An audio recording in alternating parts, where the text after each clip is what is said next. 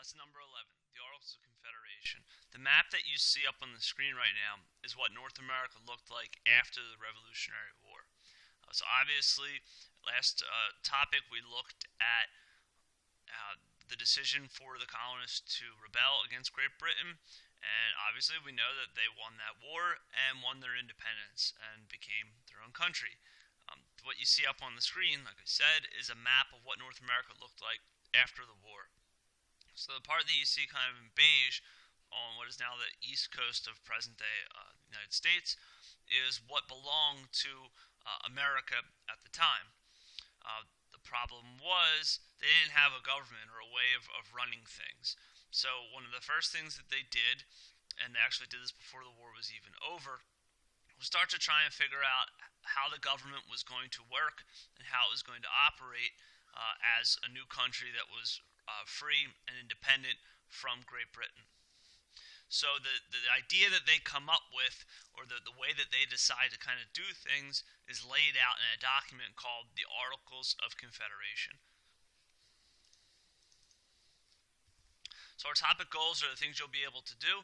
You'll be able to discuss initial issues, the newly independent states' experience after the Revolutionary War. So you'll be able to look at things that were kind of not going so well as a new nation.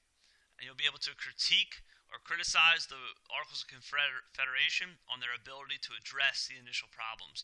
So you'll be able to look at the problems and then see what the Articles of Confederation could and could not do, and talk about whether or not they were good or bad.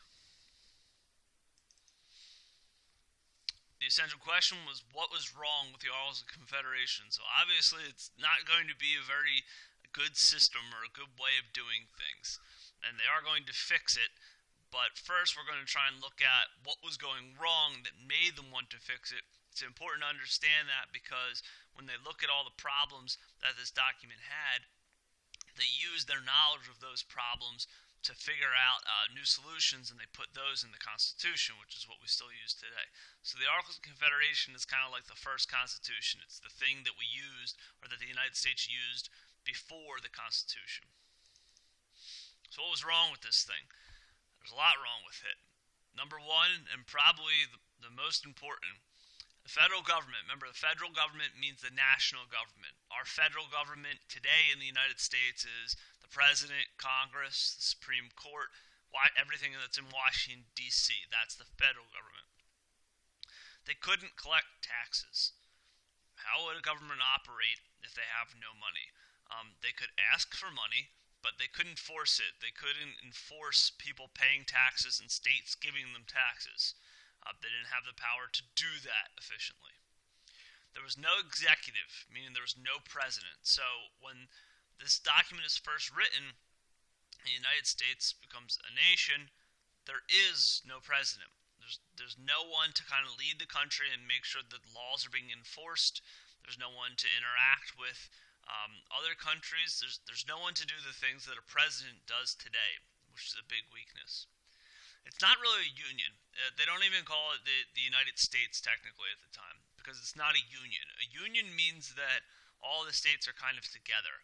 They all have each other's back. They all operate as one. They have their own powers individually, but for the most part, the federal government's in charge, and the states act as a union. They're united together.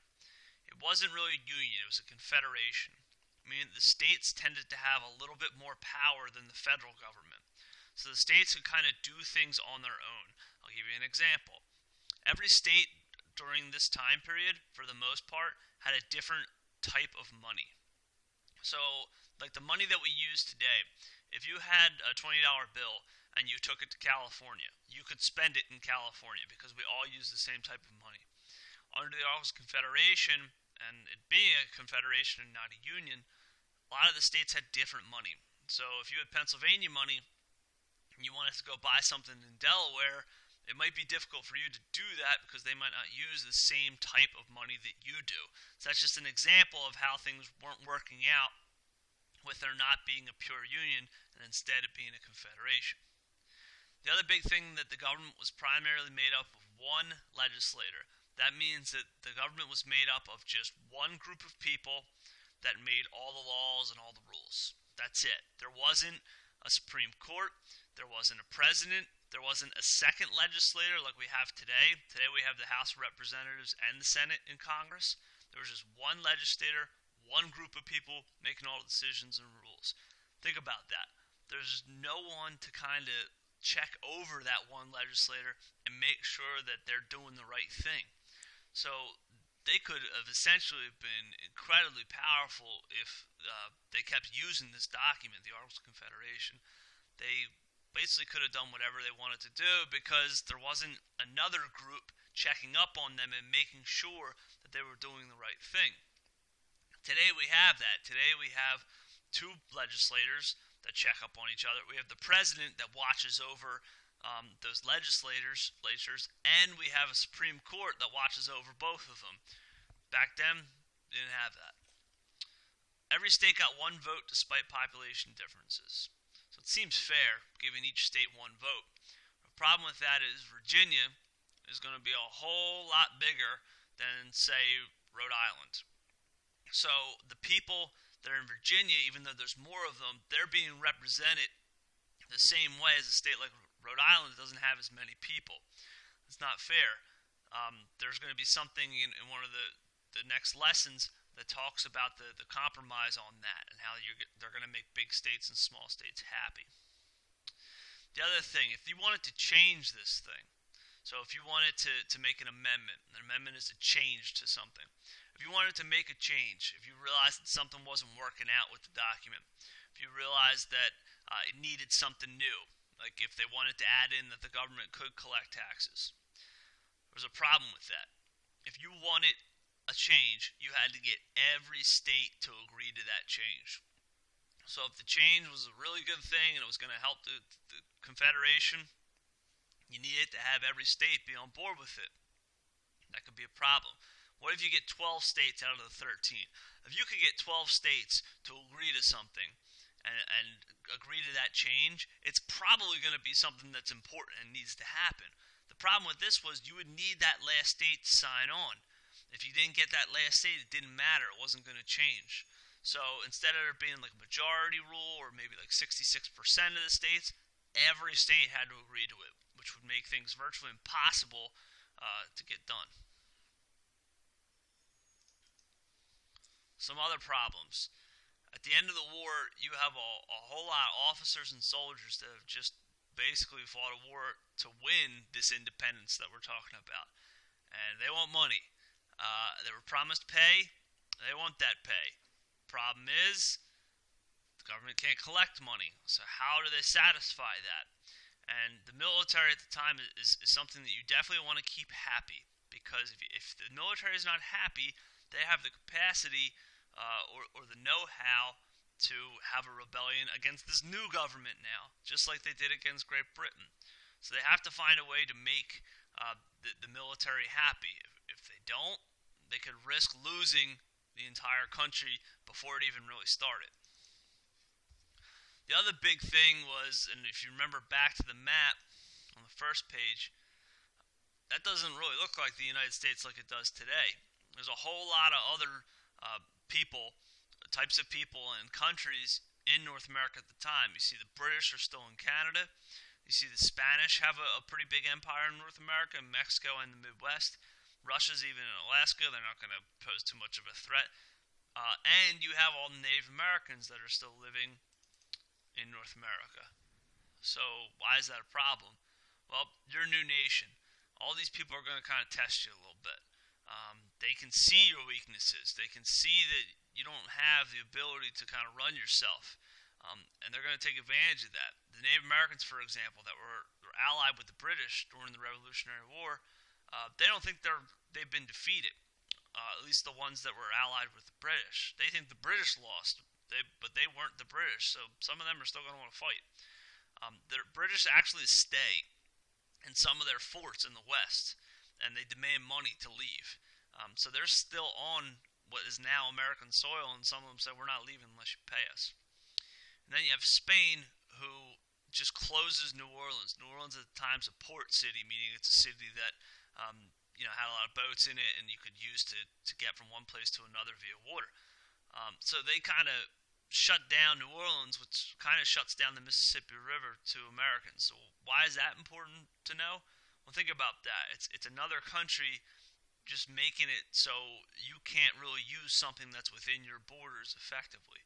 So these three things just show that the new nation was a little weak, and they couldn't really fight back against these problems or enforce some of the deals that they had with these foreign nations and with the Native Americans. On top of all that, there starts to be groups forming among the Americans of different political thought, different ideas about how things should go. So that's a good thing to have people that think different things and kind of bounce ideas off each other. The problem with that is when you have two groups that are really staunch about what they believe in, and there's not really a way to figure out compromise, that's going to cause some problems. There's two groups. You're going to learn their names in a lesson coming up. But Group 1 thought that the government should have an executive and a house to balance each other, and they wanted property qualifications, meaning that if you were going to be a politician, you had to earn or own a certain amount of property. And they wanted people to be in office for a really long time. They thought this because they felt that people that are wealthy should be the ones that are in power because they were the best fit to rule. They were the ones that should be in power, and they should be in power for a long time. That's what Group 1 thought. Group 2 was different. They wanted a little bit more power for the people. They wanted people to have more of a direct influence on how things were run in the government. They wanted people to be directly voted on by citizens, those that were going to be politicians and be in power in government. They also wanted more of a local government being the focus. They didn't want this big, strong central government in Washington, D.C. or whatever the state capital or the nation capital would be at the time. They wanted a little more power on a local level, on a state level. So Group 1 wants a lot of power at the national level, a big, powerful central government. Group 2 wants a little bit more power for the people and wants more power to stay in local governments and state governments. As the states start to make their constitutions, all the constitutions are going to kind of be different, which again plays against the idea of having a union. So when you do the assignment, this is going to be a little bit of a different one. This is a long video too. I promise they won't usually be this long. When you do the assignment, you're going to do two things. You're going to talk about what you think the purpose of government is, not what you think the purpose of the government at this time period was. What you think the purpose of government is in general. What the government should do for its people, towards other countries, whatever you want it to be. Just what should the government do? What is the purpose of a government? You're going to post that. After you post that, you're going to look at one of your classmates' responses to that question. So you'll look at what one of your classmates thinks is the purpose of government. And you'll decide if the United States, under the Articles of Confederation, could fulfill that purpose. So, for example, if one of your classmates talks about how the purpose of a government is to constantly change with the people and make changes and make the necessary adjustments to make sure that everything's going well for people. If your classmate says that, you could reply by talking about, under the Articles of Confederation, the purpose that you described wouldn't work too well because you need 13 votes to change things, and getting 13 votes might be pretty tough because that's every single state. If you have any questions on it, just let me know. If you do it, and when you do it, there's no classmate responses yet, and you want to respond to one, just let me know and I'll create one, and we can kind of go back and forth, me and you. If not, you can wait. It's up to you. If you have any questions, let me know. If not, good luck.